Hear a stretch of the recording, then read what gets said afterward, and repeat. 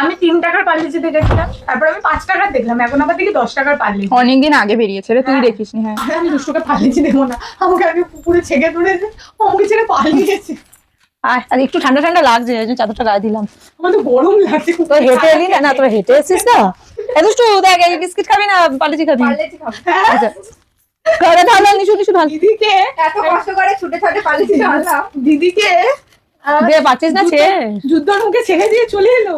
জানি জুমু তুই ঠিক আছে, জুমু তুই ঠিক আছে, জুমু এর কেউ সাচ্ছে না। তুই পার্লেজি নেশা ধরে দিচ্ছিস আমাকে।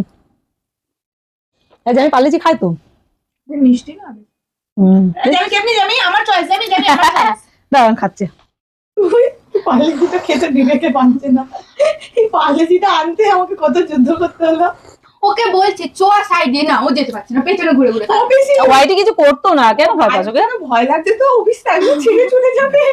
আর হোয়াইটি কতদিন রাগ হয়েছে মিক্সির সাথে মারপিট করে, হোয়াইটি চলে গেছে ওখানে, এখন কতদিন ধরে আসছে না।